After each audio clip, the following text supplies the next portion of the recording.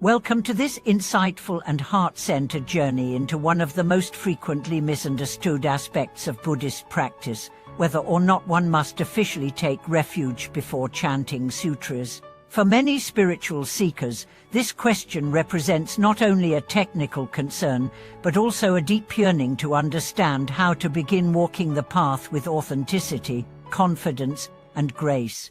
Today, we will explore this question with compassion, clarity, and an unwavering focus on the essential teachings of intention, faith, and inner transformation. In Buddhist tradition, taking refuge in the three jewels, the Buddha, the Dharma, and the Sangha, is often considered the formal entrance into the path of awakening. It symbolizes a turning point, a shift of allegiance from worldly distractions to the timeless truths of liberation. But does this mean that those who have not formally taken refuge are disqualified from engaging in practices such as sutra chanting? Absolutely not. Let us begin by understanding the deeper purpose of refuge. It is not merely a ceremonial act or a membership into a religious group. It is a profound inner declaration: I trust in the awakened nature. I choose the path of truth. I seek community and guidance to walk this path with integrity. Refuge is about direction, not status.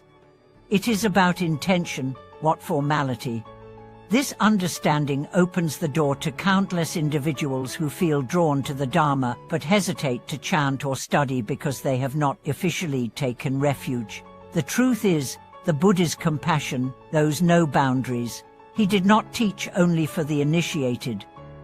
He taught for all beings, regardless of background, identity, or stage of readiness.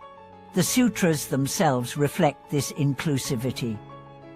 In numerous discourses, the Buddha speaks to lay people, wanderers, kings, and even skeptics, inviting them to reflect, to question, and to practice.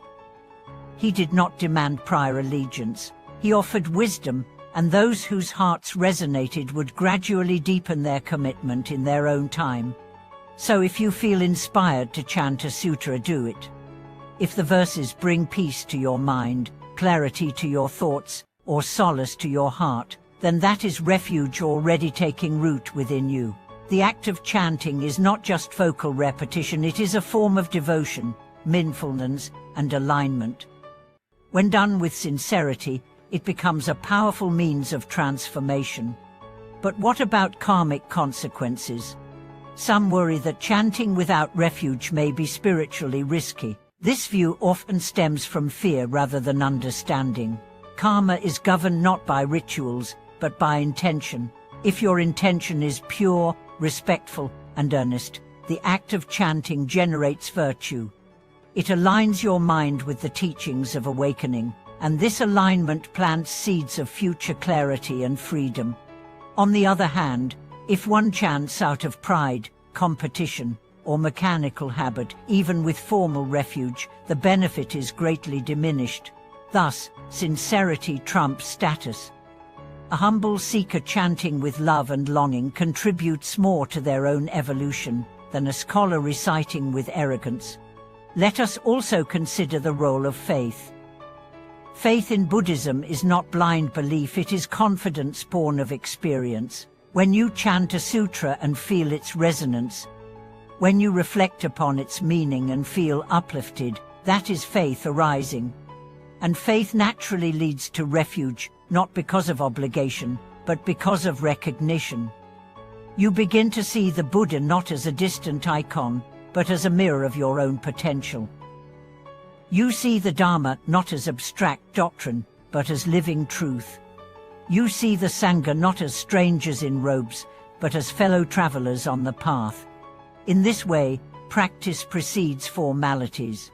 And this is true in many traditions. People often feel moved to pray before understanding theology, to meditate before reading philosophy, to chant before knowing the full context. The heart knows where it belongs before the mind catches up. So let the heart lead. Another important point is the inclusivity of the Dharma. The Buddha did not gatekeep enlightenment. He walked barefoot, met people where they were, and taught according to their capacity. If chanting brings you closer to compassion, wisdom, and inner peace, then the Dharma is already welcoming you. The path is not defined by initiation ceremonies, but by sincerity of practice. This perspective is especially important in a globalized world where people from various backgrounds encounter the Dharma through books, videos, or friends. Not everyone will have immediate access to temples, teachers, or formal rituals. But everyone has access to their own breath, voice, and intention. Chanting a sutra in a quiet room, with reverence and focus, is as sacred as any monastery. Still, if you feel a growing connection to the teachings, consider formal refuge not as a prerequisite, but as a natural milestone. It is a deepening of your commitment, a public affirmation of your path. It does not unlock secret teachings, but it anchors your journey.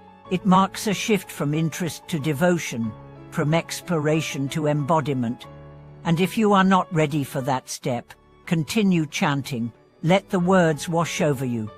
Let the rhythm guide your breath. Let the teachings soak into your being. Over time, your clarity will grow, your heart will soften, and your path will become unmistakably clear.